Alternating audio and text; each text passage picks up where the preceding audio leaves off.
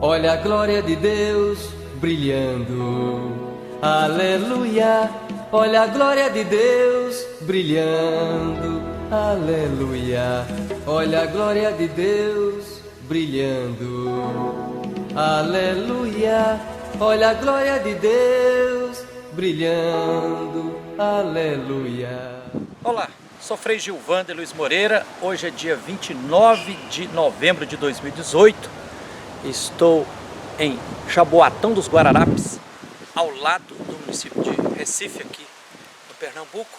Estou aqui ao lado do meu grande irmão, amigo, carmelita, Frei Tito Bartolomeu Figueiroa de Medeiros. Que alegria reencontrá-lo, Frei Tito. Também, a alegria foi muito grande também de minha parte, nos revermos depois de tantos anos, né? Pois é porque eu fiz noviciado há 34 anos atrás, 1984, aqui no Pernambuco.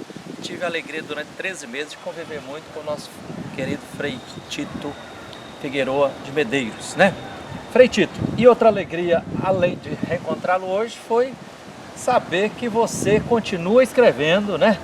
Como formado em filosofia, teologia, doutor em ciências sociais, né? Professor aposentado da antropologia, né? Social, cultural. Você foi professor durante muito tempo aqui na Universidade Federal do Pernambuco, né? E aí fiquei muito feliz de ver que você publicou aqui esse livro, Frei Caneca, Vida e Escritos. Frei Tito, autor, da editora CEP. Frei Tito Figueiroa de Medeiros, eu tenho uma grande admiração e sinto que nós precisamos mais do que nunca resgatar o legado espiritual, profético que o Frei Caneca deixou para nós, né? Primeiro, parabéns por ter feito a pesquisa e escrito esse livro aqui. Muito obrigado. Frei Tito, para quem não conhece ainda, apresenta um pouco os principais dados biográficos do Frei Caneca. O Frei Caneca é fruto assim, do século XVIII.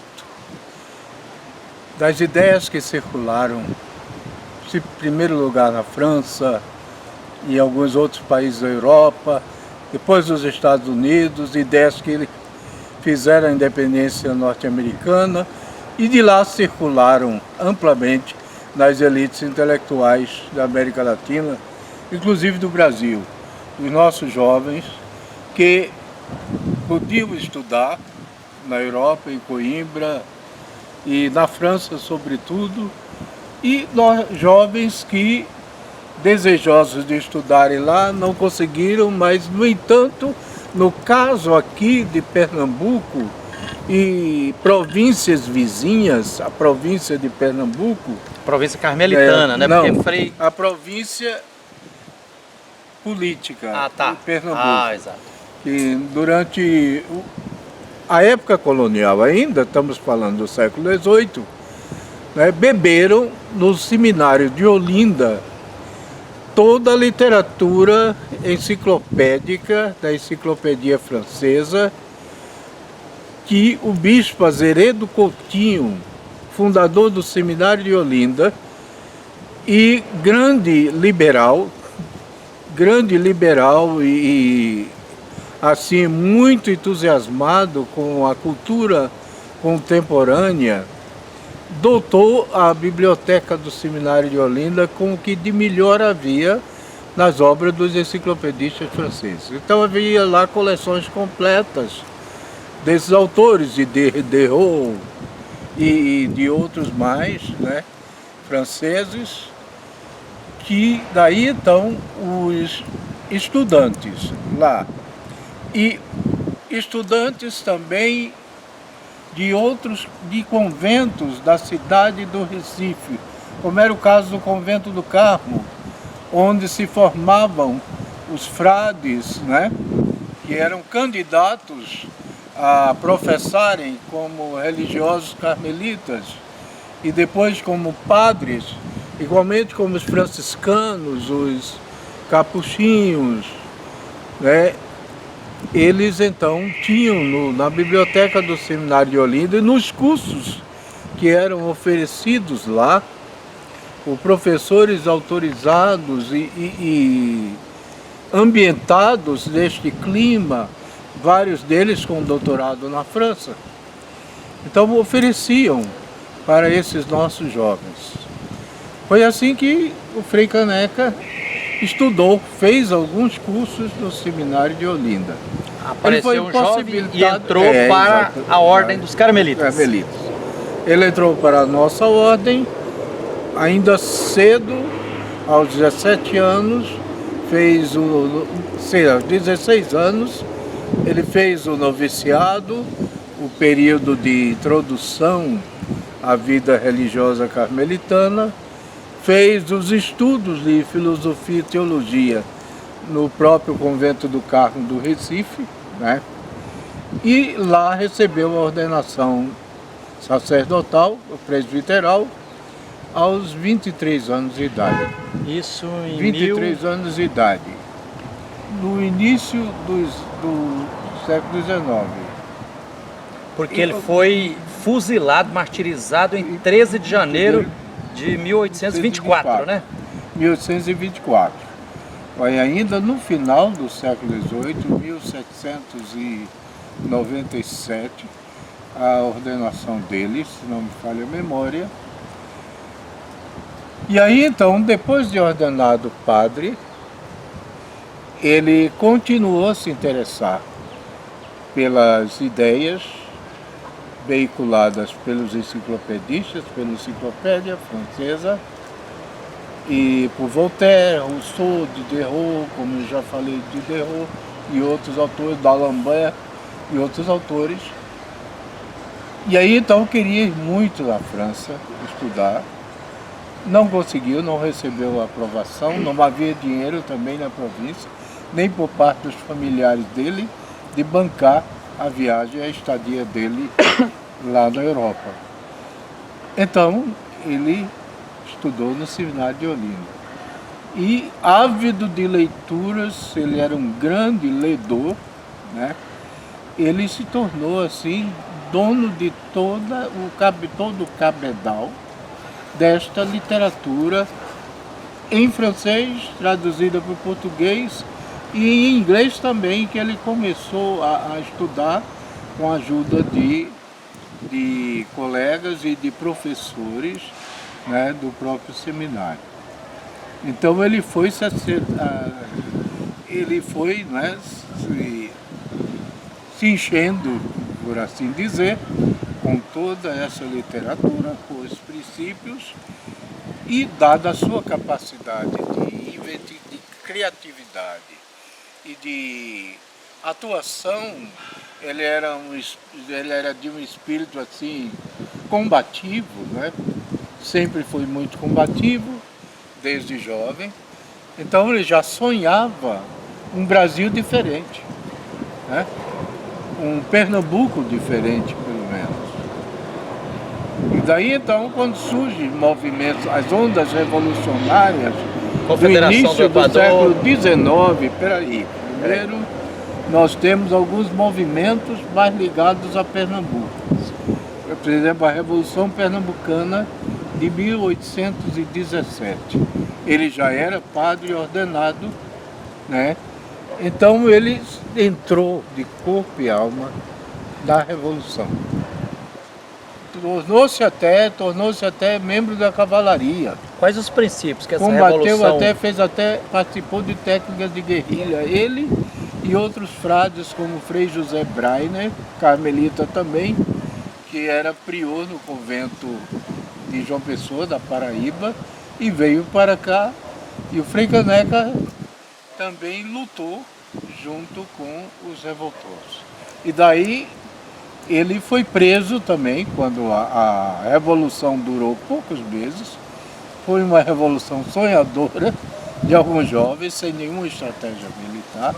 Então, facilmente, este movimento foi sufocado pelas tropas ligadas a Dom João VI, já presente no Brasil, né?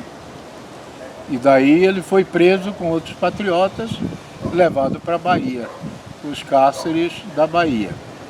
E Frei lá Tito completou um tempo de prisão. ficou uns 4 anos preso em Salvador, né? 4 anos preso em Salvador. Antes de você continuar narrando a história, o que defendiam esses revoltosos da Revolução Pernambucana? Quais os princípios que para eles eram... A Revolução Pernambucana defendia o governo democrático. Não um regime... Não concordava mais com a monarquia? Não no regime monárquico, não. Não concordava com a monarquia, mas sim com o governo à semelhança dos Estados Unidos. Um regime democrático governado pelo povo, através das eleições diretas, através do sistema presidencial, ou tendo um sistema moderador. Tanto que os revoltosos pediram ajuda norte-americana para essa revolução. Os Estados Unidos chegaram a mandar um navio com tropas norte-americanas para ajudar os revoltosos. Só que o navio, ao chegar próximo ao porto do Recife, pressentiu que o porto já havia sido tomado pelas forças monárquicas de Dom João VI. Então, voltaram imediatamente, deram marcha ré e voltaram para os Estados Unidos. Daí foi preso, né? Ficou os 4 anos, como já foi dito. Foi libertado pelo armistício concedido por Dom Pedro e Dom João VI, que foi obrigado a jurar a Constituição, quando Portugal passou a ser monarquia constitucional. Então, com uma Constituição bastante democrática para a época, que o soberano português teve que assinar e seus filhos tiveram que jurar, Dom Pedro, Dom Miguel, né, que eram os filhos mais velhos de Dom João VI, Dom Pedro I, Dom Miguel. Então, foram anistiados os presos todos da Bahia. Quer dizer, aí ele ficou preso de 1817 até 1821, 4 anos de prisão. 4 anos de prisão. Em Salvador. Voltou, mas continuou na luta. Tanto é que, 3 anos depois, 13 de janeiro de 1824, foi fuzilado aqui no centro de Recife, não foi? Recife, lá no Forte das 5 Pontas, no centro de Recife. Aí, nesses 3 últimos anos aí, é o momento em que o Frei Caneca participou do que se chama de Confederação do Equador? Exatamente. Quando ele regressa, o que é que ele encontra? Um estado, uma província, né, de Pernambuco, pacificada, né, pelos decretos de anistia. Então, ele, inclusive, se encantou tanto com o juramento prestado por Dom João VI e Dom Pedro I, nosso imperador, primeiro do Brasil, Dom Pedro IV de Portugal, que ele foi escolhido para fazer o sermão oficial em que a Câmara de Recife e Olinda celebraram a coroação de Dom Pedro I, em dezembro de 1822. Então ele foi o orador especial, o orador oficial e especial desta missa. E tanto que o sermão dele de aclamação foi publicado e está entre as obras completas do Frei Caneca, né? E ele elogia enormemente porque o monarca se propôs a seguir uma Constituição. E dizem que a Constituição, né, era realmente uma Constituição bastante liberal nos seus propósitos, na sua filosofia, na sua análise de conjuntura nacional e internacional, certo? Então ele se encantou. Bem, porém, este encanto durou pouco, porque Dom Pedro I, se submetendo a injunções de uma minoria de radicais do Rio de Janeiro, né, sobretudo sediados no Rio de Janeiro, radicais políticos que tinham o amparo e também o apoio de altos empresários, né, de altos empresários empresários da agricultura aqui no país, né? Então,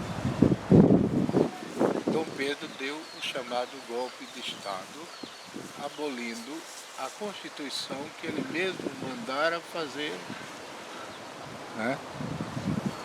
Aboliu a Constituição então em uso, declarou-se, né, o dirigente único, né, autóctone do Brasil, e outorgou, feito por um grupo de fiéis a ele, uma Constituição.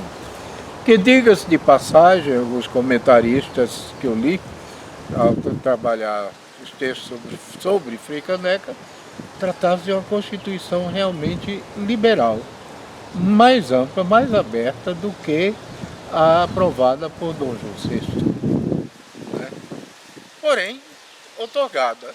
E o imperador constituiu-se em defensor perpétuo do Brasil e chefe único. Aí Frei Caneca se insurgiu contra isso. Insurgiu porque o sonho dele de uma democracia constitucional, né, foi de novo por água abaixo. Aí então Caneca já era favorável não à república, mas à monarquia constitucional. E foi com a bandeira do constitucionalismo no regime monárquico que Caneca foi um dos líderes e praticamente o líder teórico único da Revolução de 1824, da Confederação do Equador. Tanto que o historiador Vilar de Carvalho diz que a Revolução Pernambucana de 1817 foi a Revolução dos Padres. E a Revolução de 1824 foi a Revolução de um padre. O Frei Caneca. Foi o grande teórico. Que custou a vida dele ser exatamente fuzilado em praça pública. Isso, praça pública. Né? Apesar de todos os pedidos, apesar do cabido metropolitano, que muitas vezes era atacado por Frei Caneca. Quer dizer, o conjunto dos cônegos da catedral foram solenemente, com a cruz alçada, como dizia na época, e de sobrepeliz, até o Palácio do Governo, solicitar a Dom Pedro I que comutasse a pena de morte em prisão. Foram enxotados de lá os cônegos, o maior desrespeito, né, à categoria dos cônegos, o maior desrespeito feito por Dom Pedro I, dizendo que se eles não acabassem com aquele pedido, se não calassem a boca, teriam a mesma sorte do Frei. Então, nada mais pôde ser feito.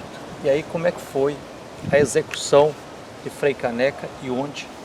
13 de janeiro de 1824, aqui em Recife. Pois bem, Frei Caneca então ficou preso, né? Foi preso e colocado na prisão Calabouço, que fica no centro do Recife, na Rua do Imperador, no mesmo prédio onde hoje é o Instituto Histórico e Geográfico de Pernambuco. Né? A prisão das cabeças, na Sala dos Cabeças, onde havia montes de cabeças cortadas, né? Caveiras e cabeças cortadas, fazendo companhia do Frei, praticamente preso solitário, passou a maior parte dos tempos solitário. Teve ele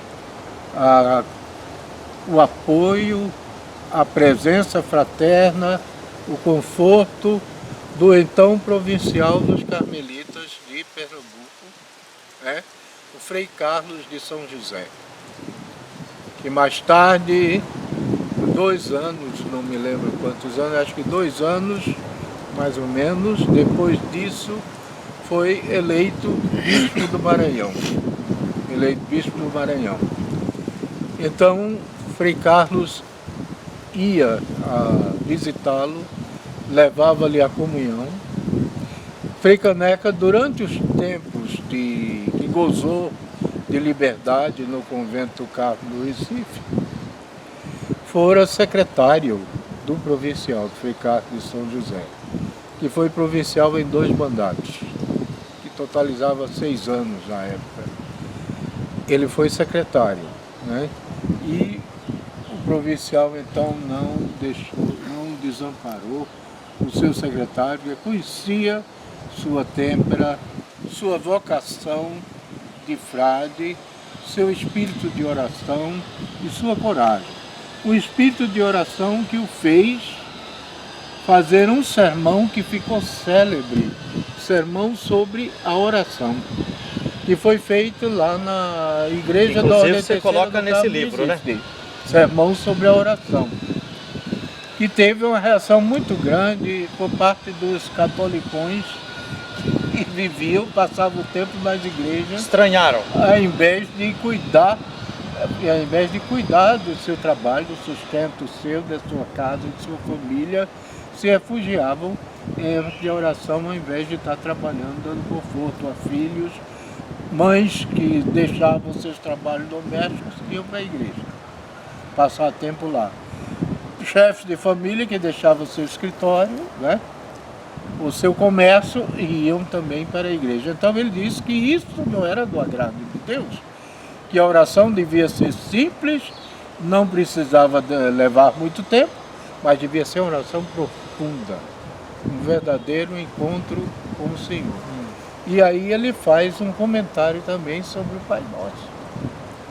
Termina esse discurso com um comentário sobre o Pai Nosso, a oração ensinada por Jesus. Então esse sermão sobre a oração dá a medida da piedade do nosso Frei e portanto desautoriza aqueles que dizem, escritores até, que dizem, não, ele era um frade relaxado, ele não tinha nada a ver com o convento, ele era namorador, ele era isso, ele era só político, filhos e filhas, era só político. Nada disso foi. Ele foi profeta, mas também contemplativo. Foi um profeta de Deus realmente dentro dos moldes da época, dentro das propostas da época e do que se exigia, né, como um cristão, certo? Que defendia os direitos humanos dentro da perspectiva do regime monárquico, que ele queria constitucional, respeitador das liberdades, respeitador dos direitos de todos.